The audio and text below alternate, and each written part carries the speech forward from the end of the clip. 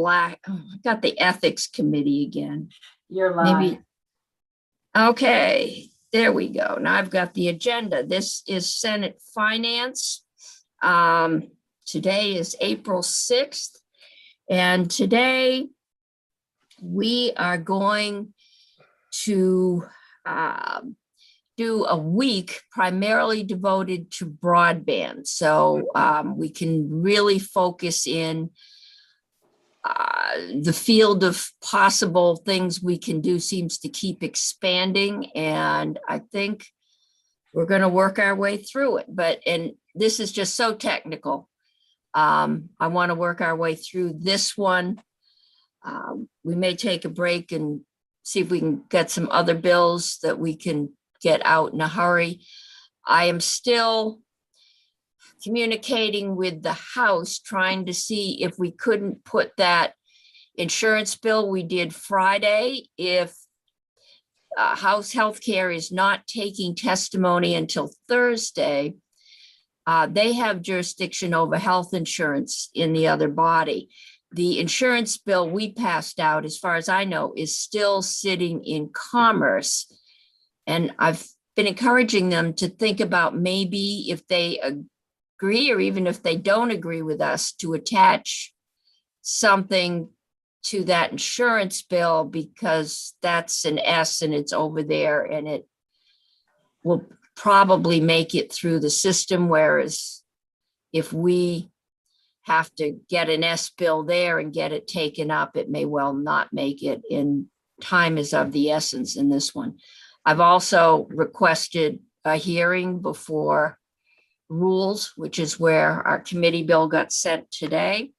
And hopefully we can get it out of there ASAP and get it on its way to the other body in whatever form. So that said, Maria, that's right. You were going to give us, we have H360 and S118, and you were going to kind of walk us through a side-by-side of these. Okay. Yes, exactly. So I'm going to share my screen, if that's okay, because I have a document that I think will help us keep things organized.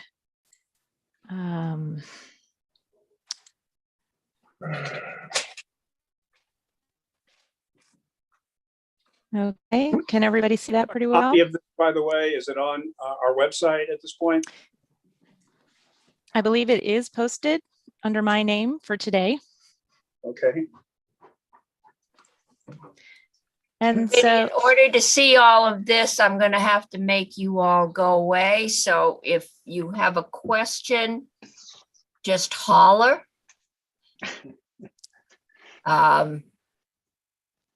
Okay, Maria. Okay, great. So this is basically a section by section summary of both bills. H360 has passed the House, so the House broadband bill, and S118 as introduced, Senator Brock's broadband bill. And so you had a section by section summary of H360. So that's basically in the left-hand column.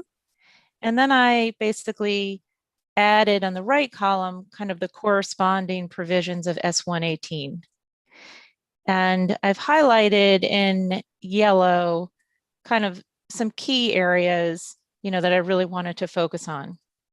So we'll just start going through, and things will, I think, also become clearer as they get fleshed out in the specific provisions. But couple of things to state at the outside. So the House proposes creation of a new authority, the Vermont Community Broadband Authority, whereas S118 creates a new entity. It basically reconstitutes the Vermont Telecommunications Authority. But two of the key distinctions are, one, the VTA under S118 is charged with promoting not just fixed broadband service, but mobile telecommunications, which was not addressed in H360. Also, in the House proposal, there's a real focus on community broadband solutions, meaning CUDs. I think all of the funding, all of the programs are designed to give funds specifically to CUDs, either alone, jointly, or in partnership with other entities. Whereas S118, the scope is a little bit broader. You'll see in the eligibility provisions, specific requirements. But if you kind of make those two distinctions, one, the House side is just broadband, fixed broadband. The money goes to CUDs essentially.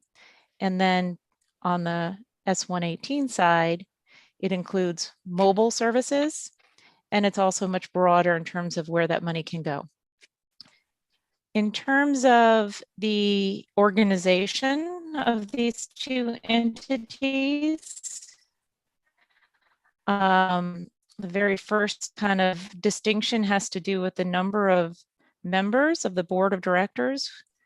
On the House side, there's 7. On the Senate S118 side, there are 9.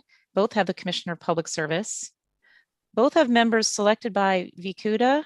That's the Vermont CUD Association that represents all the CUDs. You'll just notice that on the House side, there are 2 members selected by VCUDA. Under S118, 1 member.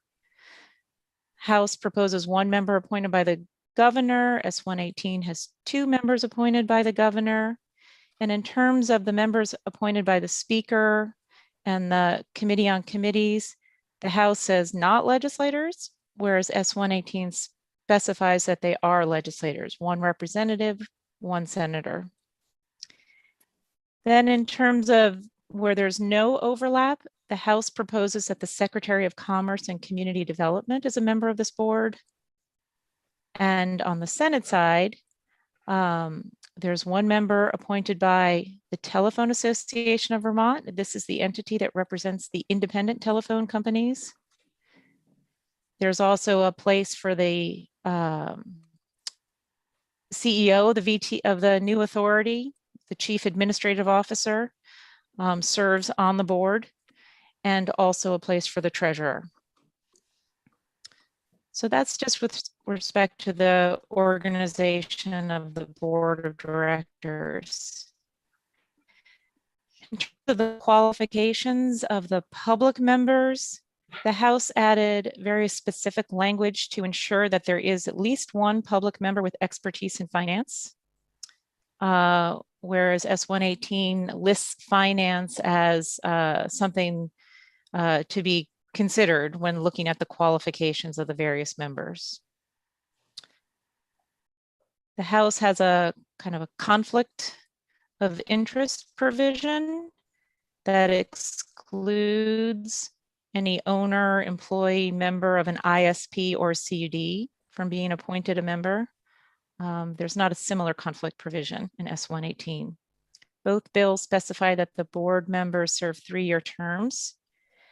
And then with respect to who serves as the chair and the vice chair of the board, on the House side, the chair and vice chair are elected from among the public members. In S118, the governor appoints the chair with the advice and consent of the Senate.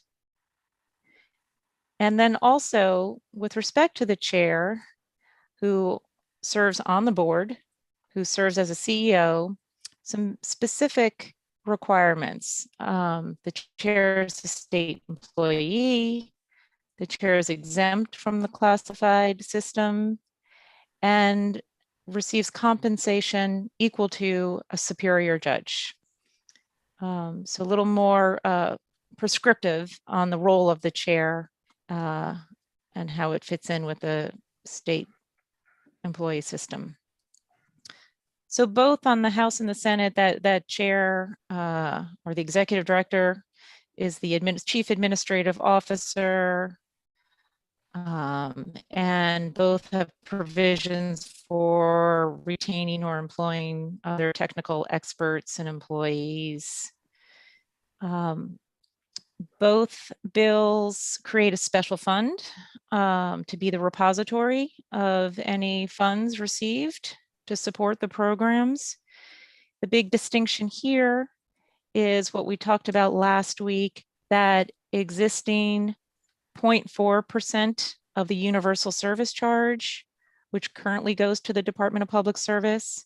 Under the House proposal, that money is transferred to the new authority to pay for its operational expenses and any remaining funds to support the programs that are otherwise authorized under the new chapter.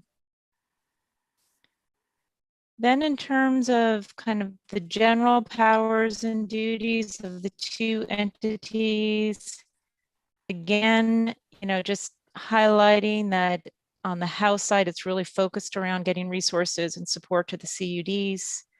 On the S118, it's resources to both mobile and fixed broadband providers.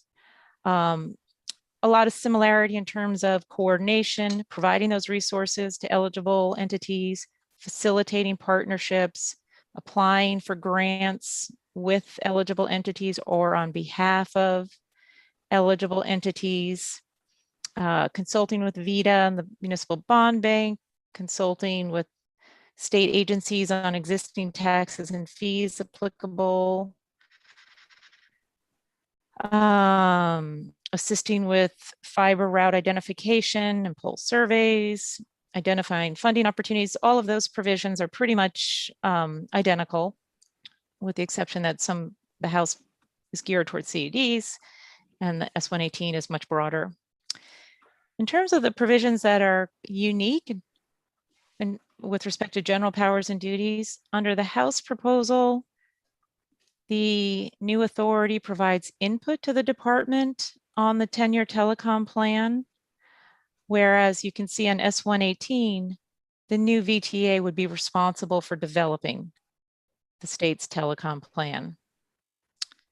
Back to the House side on the left, there's a provision that requires the new authority to assist the CUDs with business plans and also to do some advocating at the federal level for programs and support to assist Vermont projects. But then in S118, much broader charge. Well, first of all, there's reference to the existing high cost program. This is the subsidy program for the incumbent telephone providers who are the carriers of last resort that have build out requirements for providing basic phone service to Vermonters. This new VTA would take over administration of that program. Also, the new VTA, like the dormant VTA, would be able to construct, install, own infrastructure. And then what's new vis-a-vis the dormant VTA, this new entity would be responsible for creating and maintaining service availability maps. A lot of that mapping is done now through the Department of Public Service. Also creating and maintaining an inventory of pole data. Again, some of that data is collected by the department and VCGIS. And then the VTA would have responsibility for ensuring that the existing networks are secure and resilient, kind of reinforcing emergency preparedness. And you'll see a number of things that are listed there that the VTA would review and oversee. And the VTA has rulemaking authority. Both bills exempt any trade secrets that the authority comes in possession of from the Public Records Act. And then in terms of the allocation of funds, under H360, you'll see a list of basically funding priorities. So for all of the programs that are funded through this new entity, there's a list of priorities that should be considered. Everything from serving unserved and underserved, supporting service of at least 100 megabits per second symmetrical, leveraging federal and public-private partnership resources, supporting low-income disadvantaged communities, geographic diversity, affordable service, and kind of an open access, not requirement, but looking at whether or not the infrastructure supports open access. In S118, they're not listed as priorities, but there are some requirements related to eligibility for funding under the new VTA. So specifically for broadband projects, who's eligible?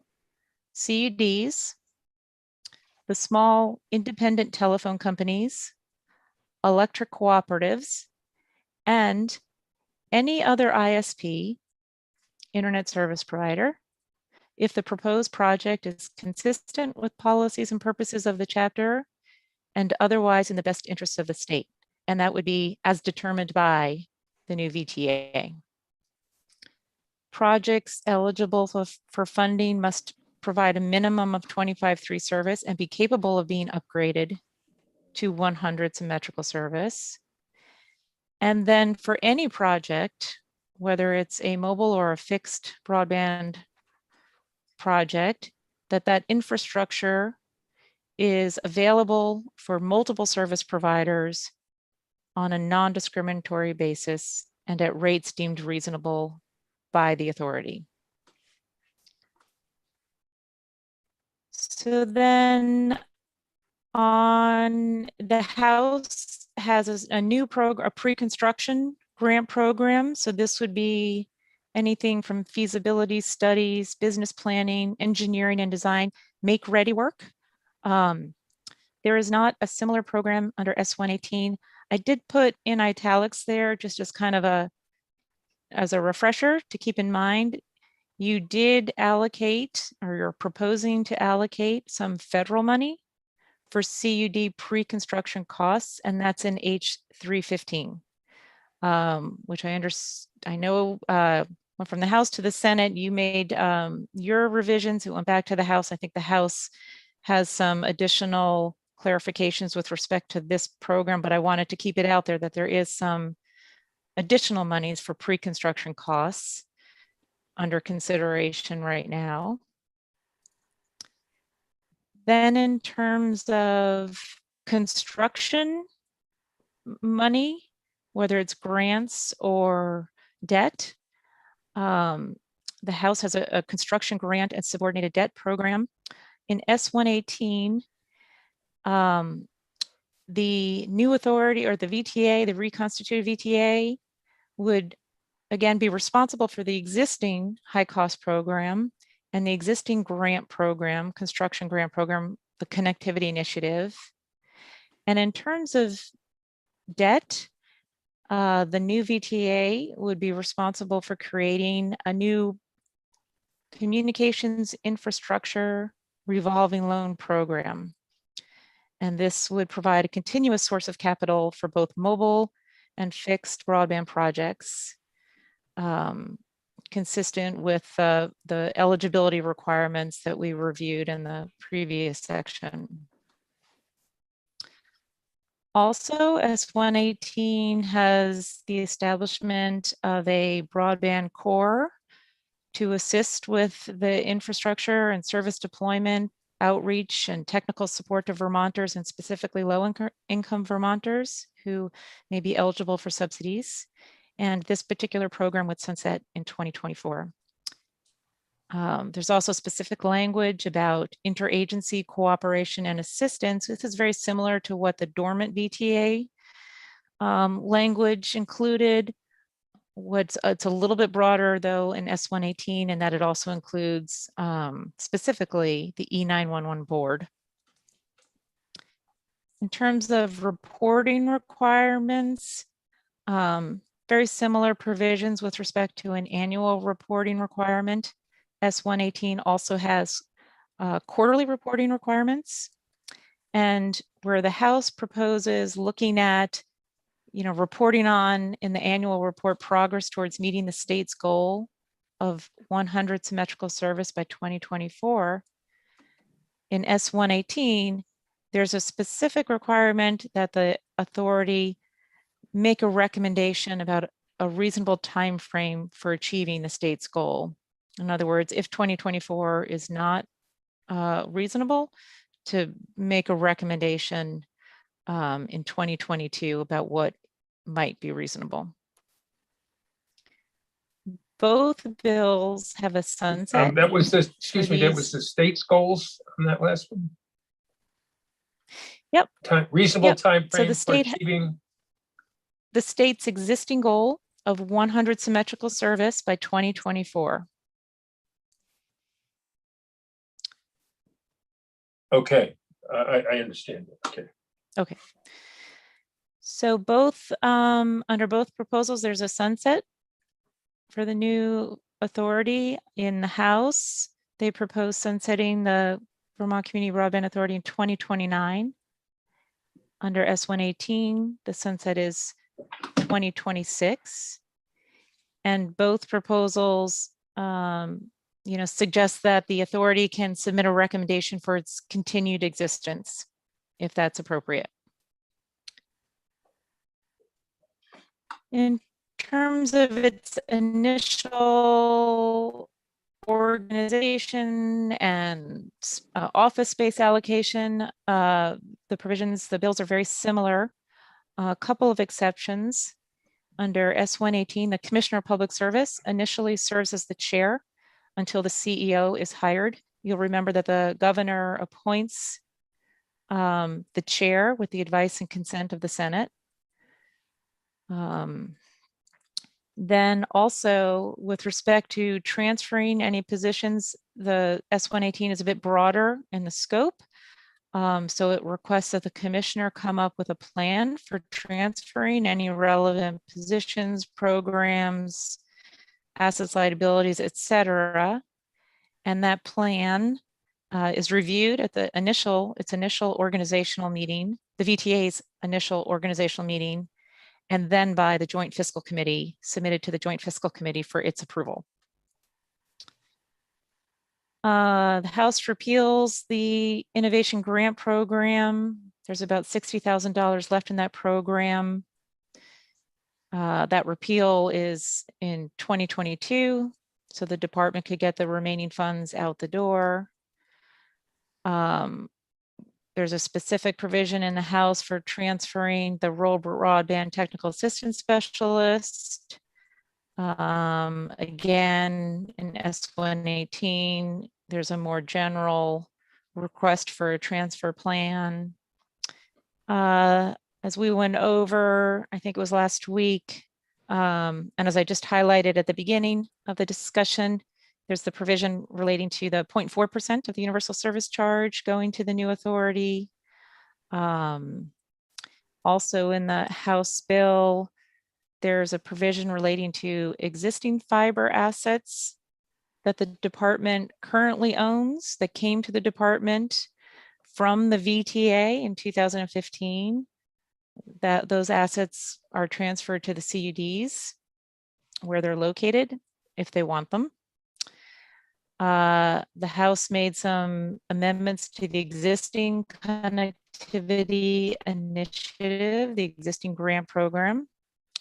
And as I mentioned earlier, S118 proposes that the new VTA would take over administration of that existing connectivity initiative on passage.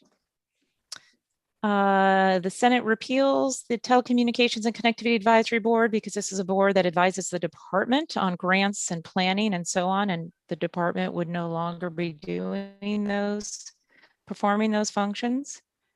Under the Senate proposal or S118 proposal, there are no amendments in S118 or revisions to the existing Broadband Expansion loan program. This is the program that you created a couple of years ago that's administered by VITA. Clarification regarding CUD trade secrets, that they're exempt under the Public Records Act. Property tax exemption, there's not a corresponding provision in S118, although you've looked at another proposal in Senator Bray's bill. And I know you're gonna hear greater detail about that from Abby and Mark later in the week. And then finally, well, not finally, in terms of some of the sensitive provisions, it has the three kind of communications workforce provisions. We've gone over them already. So they're out there for your consideration. In terms of S-118s, a provision that's not also in the House is a study on potential bonding authority, use of the VTA's bonding authority, which is now dormant, and whether that's an opportunity that should be pursued in Vermont. That's a report that would be submitted by the VTA in 2022, and then any findings and recommendations would be updated annually thereafter. In terms of the appropriations, the House was very specific. I know in S-118 at the time it was introduced, nobody really knew what was going to happen at the federal level. So in S-118, it really kind of mirrors the governor's recommendation for about $20 million of general fund dollars. I know that's now open for discussion. The House looked more specifically at the available federal funds under ARPA, the American Rescue Plan. And so no, I won't go through detail. I know we're getting close to 2 o'clock here, but basically allocates $150 million to the new authority, 30 million for the pre-construction grant program, 120 million for the construction grant program, and then 100,000 for the communications workforce provisions. Some other transfer of existing grants and allow some authority to expend anticipated receipts is referenced there. The House basically said for any federal funds available to the state to align those allocations consistent with what's been described in the House bill for the VCBA, its programs and purposes, and then just the effective date. Both are effective on passage, some exceptions in the House specific to their programs. So that's a broad overview of the proposals that you have in front of you to date. Okay, so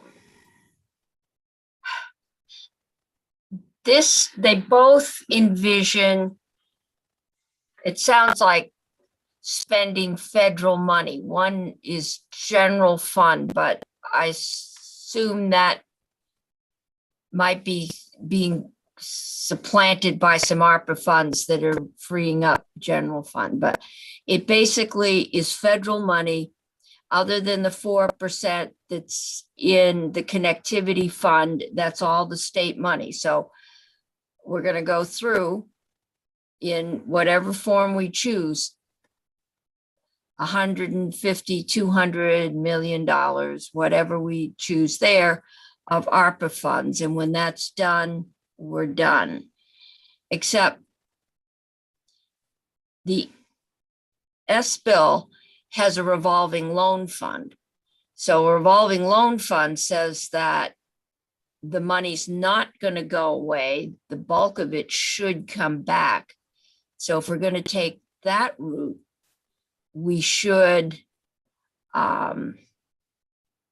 think about who's going to decide how the rounds after that go out. I think that's an excellent point. Yep, I'm glad you mentioned that. There may be some federal parameters about loans and to what extent they can revolve or if they need to be repaid to the Treasury. And I think Senator Brock mentioned that too. There might be an opportunity for having some kind of revolving lending, but then before the deadline or before it has to go back to the Treasury, maybe to give it out in the form of grants, if that makes sense. So I think that's an excellent issue, something that might depend a little bit more on Treasury guidance about what you can do with federal funds. The other thing that I added to that is also the potential of using equity as opposed to lending as another way of prolonging the use of funds. So that we have a window in which we can look at options. I think joint fiscal has been working, running the kind of contact to find out what we can and can't do. So maybe as we work through this, my preference would be, we have a committee discussion about our goals and where we want to go. The last thing on my list would be setting up the structure. The structure, to me, should reflect where we want to go. So Senator Sirotkin and Senator Pearson, and then we do have a witness waiting. So you're muted, Senator. My questions are very general. Is this approach to set up a brand new or reconstituted authority, is this supported fully by the administration, or do they have some hope of keeping the power within the Public Service Department? May I give a quick answer? Yeah. I have had discussions, extensive discussions with the administration, and have participated in discussions with them about this concept in general, including having with the Public Service Commissioner. My sense is that there is support for this, provided that we don't create a monstrous bureaucracy in the process. And that's why we've included things such as dates, suspense dates, to review where we are. But I do get a sense there is concern generally about the potential conflict of interest between the advocacy role and the regulatory role, which is one of the things that's driving the notion of creating a separate entity to do this. And the distinction that jumps out at me between the House and the Senate version is the House seems to be directed towards publicly supported entities versus the private sector. And is this model, is there anything to be drawn from other states, or are they all grappling with the same issue right now? Have they set up separate authorities for broadband and maybe mobile? And do they go in one, do the majority go in one direction versus the other, CUDs or CUDs and the private sector? Okay, Marie, you did she could probably. Yeah, I think we're going to, this is getting really into a discussion about what is out there, what are our options. I'm trying to, we've got another witness waiting that I think has other options for us. And I want to make sure we have enough time there. So I got really quick, Senator Pearson, Senator Hardy, and then we're going to move along. Thank you, Madam Chair. I will be quick. This tension, or the dueling ideas of grants versus loans, relates to Senator Brock's comments about a capitalization. I hope we'll end up spending quite a bit of time in there. But one idea I've wondered about is, because the loan idea lends to accountability. And we've seen other times when the grants don't, right? So could we explore an option? And I guess the question for you, Maria, is from what we're learning about ARPA and from the timeline, is it even realistic to consider, this is a loan, but ARPA doesn't allow us to do loans, but it could become a grant if you hit some threshold in the next, I think we have 3 years, right? Do we have 3 years to get the money out the door, or to have it, spent and built, or what? And Yeah. anyway, so I've just been wondering about that. Yep. I'll have to check on whether it's incurred or spent, but I think you're right on 3 years. And I will explore that and see what I can find out in terms of how much discretion you have and lending and then grants if thresholds are met. So. Thank you. And I do have, Senator Strzok, and I can send you a link. The NCSL prepared a list of what other states are doing with respect to creating entities, authorities, or offices, or whatever. And I think you'll find that it's there are many models. Some states are, giving money predominantly to electric co-ops to do broadband. Some states are giving it all to, the private sector. Some states are just auctioning it off to the best proposal. So I don't know if there are any themes, but then again, I haven't studied them and I haven't studied them recently, but I will send that link because it might be helpful to give you some That'd ideas. be great. Okay, Senator Hardy. I'll just be really quick. I just want to be careful that I appreciate the side-by-side comparison to the H360 and S118, but S118 is not the Senate's position.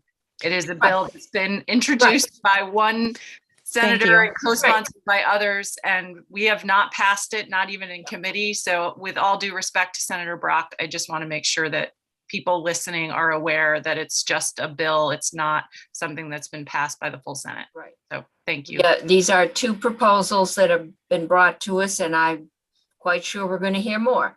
So, and then we're going to sit down and decide what we want to do, and then we will figure out the best way to do it.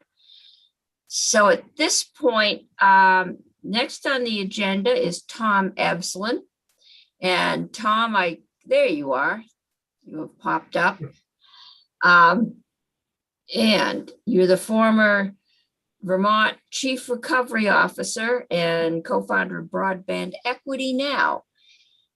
So I think you've got a longer history than that. If that's what you've given us, that's it. But the floor is yours. Welcome. I know last time we worked on broadband and telecommunications, both you and Mary were here a lot. So welcome back, and the floor is yours. Madam Chair, thank you very much. And Vice Chair and Senators, thank you very much for having me. Madam Chair, I do speak for Mary in this case as well. As you remember, we are a team. Faith, is it possible for me to share my screen and share the presentation? It is. You're now co-host. Okay, great.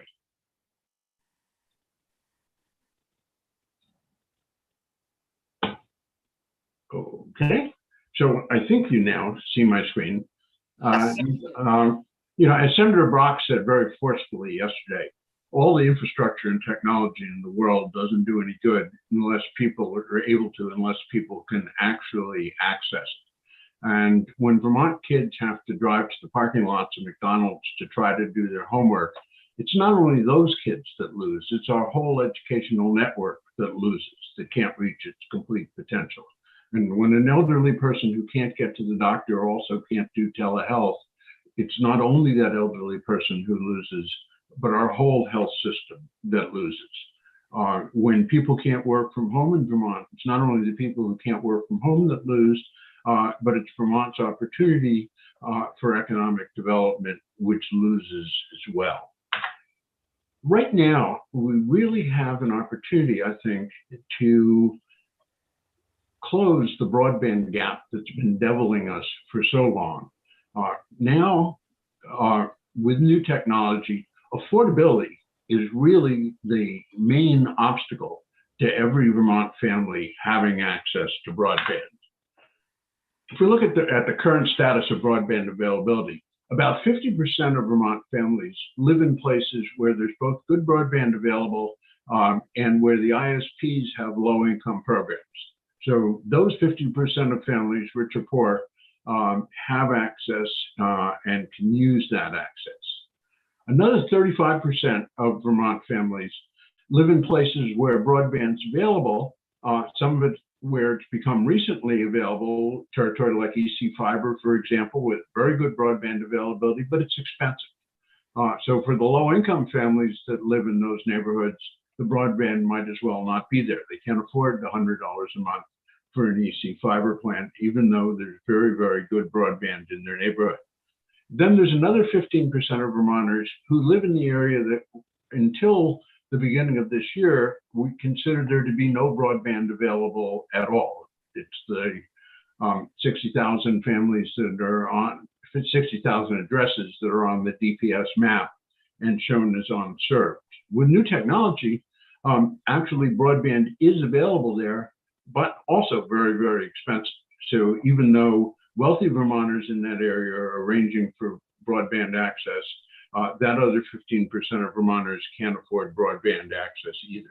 I think with the new technology and with the rescue funds, we can close that gap. So what we're asking for very specifically is $6 million. These would come from ARPA funds, and I don't know the exact price. I sympathize with you. When I was chief recovery officer, we got the money before we got the rules as well. And I know we're all going to be figuring out what pots can be used for what. But $6 million for initial service grants to low-income families. So it often costs $100, $200, up to $600 to get service started. To qualified low-income families, the state would cover that for 2 years. This is all a temporary program. It's a program that sunsets when the rescue money is gone. Also during this period, we pay continuing service subsidies to the very neediest families, to the families who not only can't afford to get hooked up, but can't afford to pay the monthly bills either. And we'd require we're proposing to be a $25 copay, but that none of those very low income families have to pay more than $25 a month to get service. The ones who are in the area where there are already low income programs don't have that problem. For example, Comcast's program is a little over $10 a month. So no call for subsidies to those families. And then we're also— I'm sorry to interrupt. Sure. Madam Chair. Senator Pearson, you have a question? Yeah, Tom, you said what we're asking for is $6 million. Could you help me understand who we is? And Sure. I was thinking you were somebody with, I gather, vast expertise, but it sounds like you have a proposal. So if Yes. you ground me in that, I'd be grateful. And perhaps And perhaps the way I should say it is, I'm speaking for an organization which just set itself up called Broadband Equity Now, which does not intend to operate anything, but just to advocate for this program and try to get it off to a running start. So when I say we're asking for, what I really should be saying is I'm asking that the legislature appropriate these amounts for these purposes. The amounts that are appropriated to give families aid directly would go on behalf of those families to the providers that were servicing them. The amounts that are allocated for what we're calling the Broadband Court would go to whichever part of state government or designated agencies or other organizations were providing these services. So, Senator Pearson, I'll state that better. We're really asking that this be appropriated rather than it be given to some organization that I represent. So thanks for the question. The purpose of having the Broadband Court is to help families who need the help get access. Madam Chair, Senator McDonald, do you have a question? we got a broadband expert who hasn't defined broadband for the purposes of his testimony. It's coming up in a slide or two, Senator McDonald. Oh, okay. Perhaps you could tell us what you mean and what your organization means that you are representing when you use the term broadband. Let's wait until we get to the slide. We've been told it's there. Oh, Madam Chair. Senator. Okay. Go ahead, Tom. I will get to that in just a second. The reason for having a broadband core is that we can't expect families who haven't been connected to just Google, how do I get connected, and then watch the YouTube. That the families that have been on the wrong side of the broadband gap need help in getting connected and may need help in accessing the aid that's available to them. Of the families that would be eligible for the financial help, the majority of them, 70% of them, the ones in the orange, are in the areas that are served by our current high-cost providers. That is, those are would-be customers of EC Fiber, of some of the smaller telephone companies who live in areas where there's currently no carrier low-income plan. They would get a subsidy. That would be good for the period of the subsidy for those providers because they'd get new customers in their existing footprint. And of course, most importantly, it's good for those families because they could get online. And in the teal, about 30% of the subsidies would go to families in the areas that we've been considering unserved, in those 60,000 addresses that are unreachable. we've been thinking a lot, and this goes directly to Senator McDonald's Senator McDonald's question of what should we be considering as broadband. We don't want to let the perfect be the enemy of the good.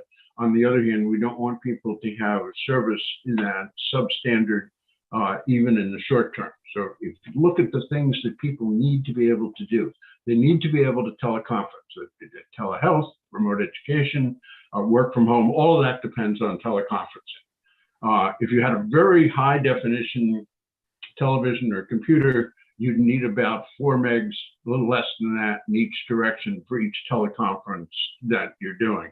Most people are teleconferencing at 0.8 meg or 2.6 meg. And if they're going to do a couple teleconferences, parents are working from home, kids are doing their homework, then they're going to need twice that. Watching video, you don't really need any uplink capability to speak up. You need a lot of downlink. If you were watching high definition, you need about 5 megs down for each stream that you're watching. Ultra high definition, which is unlikely that low-income people are looking at right now because you need an expensive television, expensive computer to get it, can use as much as 25 megs. So what we're saying is that that the minimum, and this minimum has to change over time, but the minimum service to qualify for these subsidies in the beginning should be 50 megabits down, 5 megabits up, and with a latency of less than 150 milliseconds, as it currently says in the state law. That's higher than the standard that the state was using as an interim standard before of 25.3, because that was really a pre-pandemic standard. And I think with as much as people have come online now, we have to move that up. Will that be enough forever? Absolutely not. But it's enough to get started.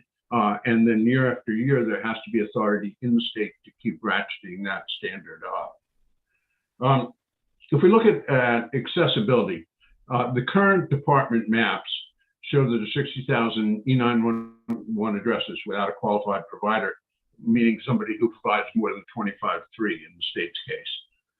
It'll take a minimum of 5 years to get to all of those addresses with a fiber build out. I'm not suggesting that we don't do the fiber build out, we want to do it. What I am saying is we can't ask people to wait 5 years to get connected. We can serve people at the end of the road, the ones the fiber build out isn't going to get to for a long time, almost immediately, not quite immediately, but almost immediately, by giving them access to wireless services, primarily right now Starlink, but there's also 5G coming along. There are competitors to Starlink that are in the pipeline. The good thing about the wireless connectivity, obviously, is we don't have to provide the middle mile before we can get to the end of the road. That with wireless, particularly with satellite, a remote location can be brought online as easily as a location that's near an urban area. So since we have these technical alternatives, the problem of accessibility has really become a problem of affordability. What we're recommending, because again, we don't want to fund a perpetual program with one-time funds, is that we use the allocation of funds for construction, which of course you'll be doing alongside this. This isn't the construction program, this is the Get People Connected program. We use that program as a way to make sure that low-income plans are available throughout the state. And I would suggest doing that by requiring that any ISP that accepts funds under these programs be required to offer a low-income program immediately in new territories that are built out with these funds. So the low-income program would have to cost not more than $25 a month and would have to meet those minimum standards we talked about. And that's certainly justified because their cost of construction is being partly offset by the ARPA funds that you're allocating to them or that the authority is allocating to them, whether it buys down their interest rate or it actually buys down their amount of capital. The return that the state gets for that investment is that part of the return is that there is a low-income plan available. And then after 2 years, we'd require, if they had an existing territory that they also offer a low-income plan in that territory. I think the ISPs gain by that, the state gains by that, and it gives us a way to sunset the state subsidies without taking the money away from the people who needed to be subsidized. Somebody who had a low-income plan one year because the state was paying the rest of the bill beyond $25 will have a low-income plan in the next year because that low-income plan has been offered by a provider and they qualify for it. The way we see this happening, if we look back to the pre-pandemic days, to March 1st of 2020, just before everything hit us or we realized what was hitting us, again, we had carrier low-income plans available for the area in blue. Those people, we're looking now just at low-income families. And those low-income families, let's say there were 60,000 of them, in blue, really had no problem with access as long as they knew how to get it. We had no service available for the areas in orange, and the broadband gap, the affordability gap, was the area in red. Fast forward to January 1st of this year, we've had the virus. Let's say the number of low-income families went up from 60,000 to 70,000. Broadband gap got even larger because there were less people who could afford to pay for the services that were available to them. Come to April, and the good news is it looks like the Starlink beta works very well. The Starlink is an alternative, not perfect, not as good as fiber. I'm on Starlink today, and you may see it blink if a satellite goes past a branch in my yard, but it's there, and it's a lot better than nothing. So we have that alternative, but all that alternative does, as far as low-income people are concerned, is make the broadband gap even greater. There are more people now who could get service, but they can't afford to get that service. We've heard that as many as 10,000 Vermonters have signed up for Starlink. Those are the people who can afford it, but certainly not low-income people.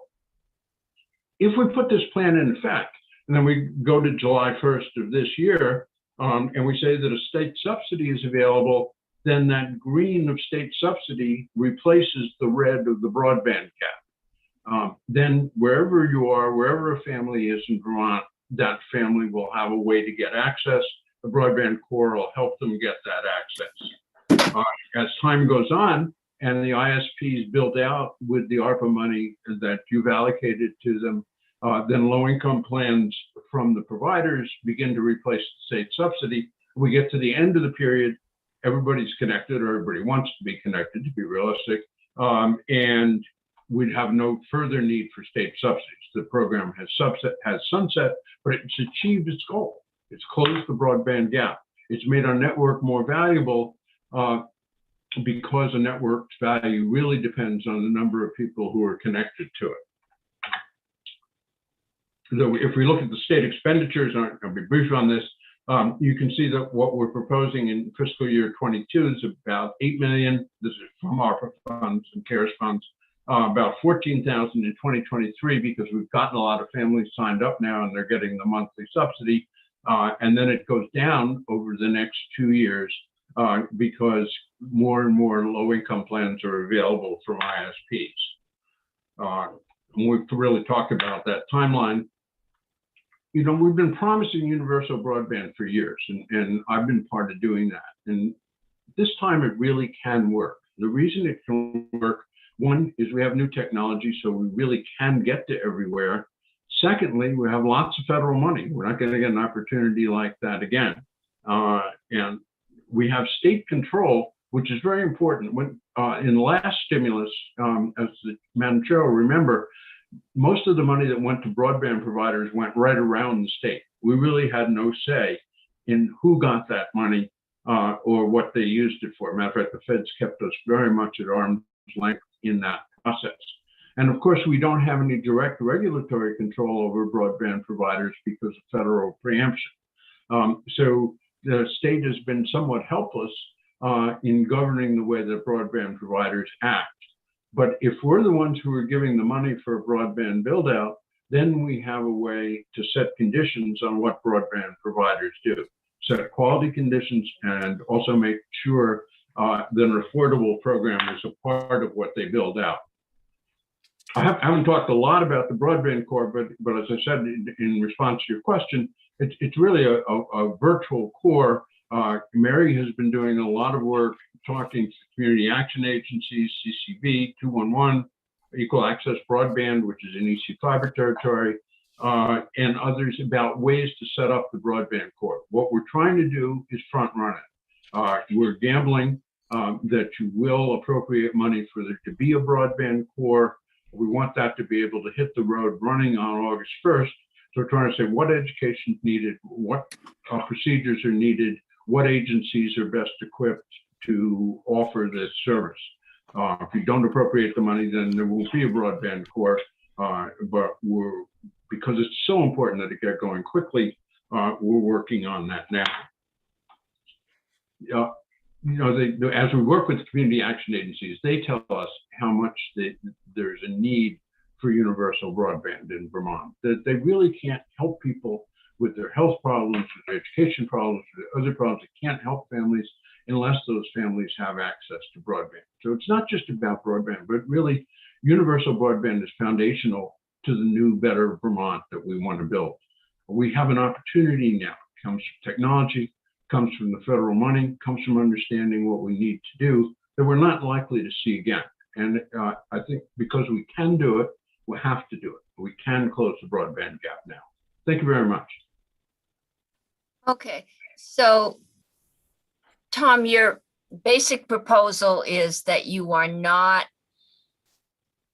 supplanting the expansion or the construction of more broadband. You're saying once it's out there, the problem is it's going by the house, but the folks can't afford to hook up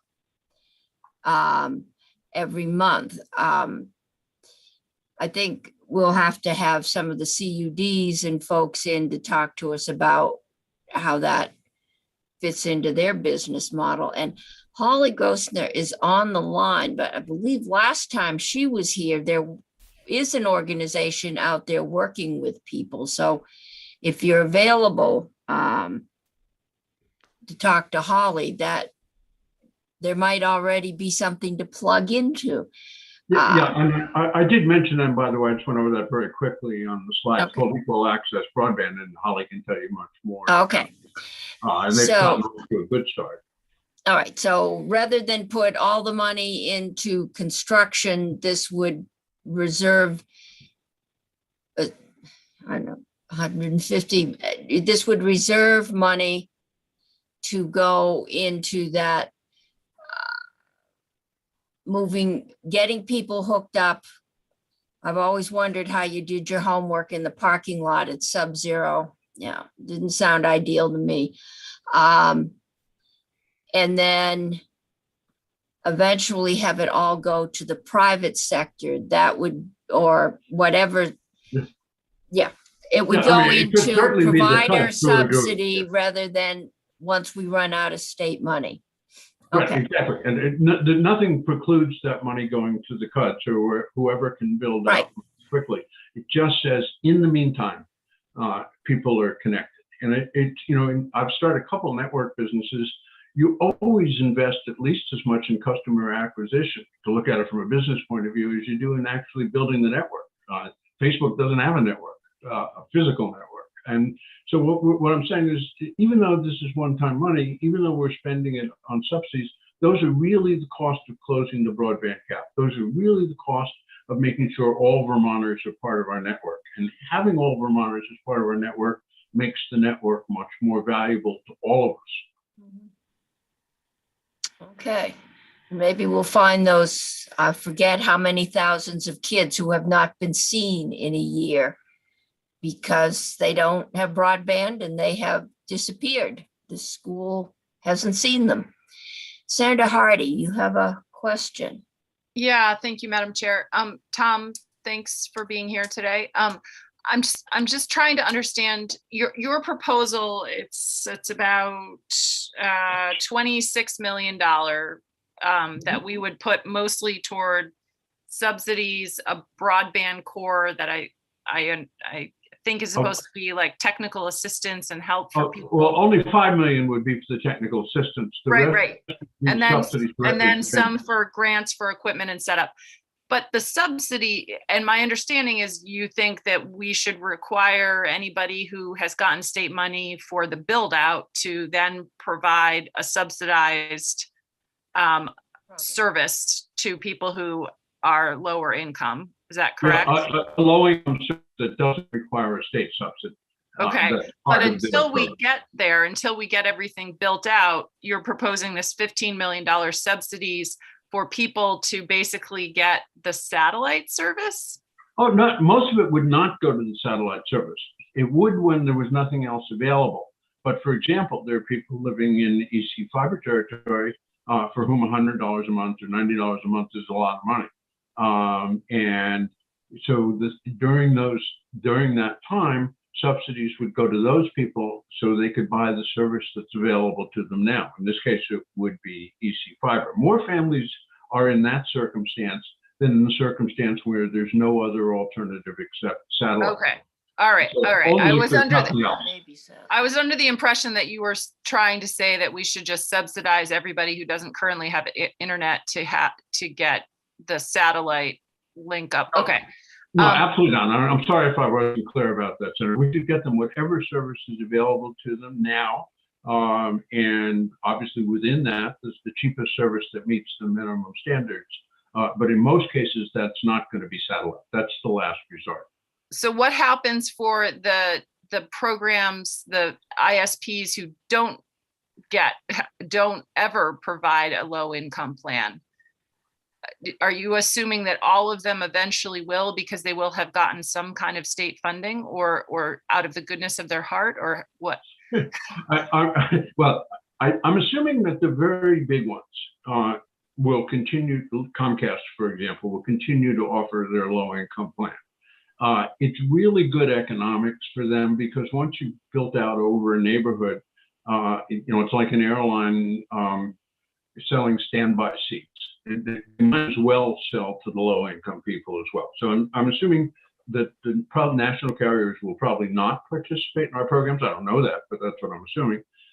But that they will continue their subsidies, and that other ISPs who don't take subsidies either will find themselves outcompeted by those who did, or that they'll find a reason, their own marketing reason, to offer low-income plans.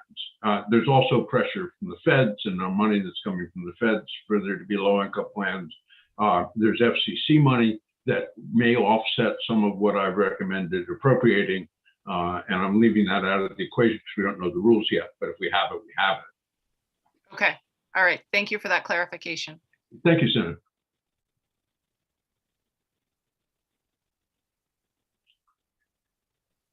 Sorry. Okay, are there other questions at this point?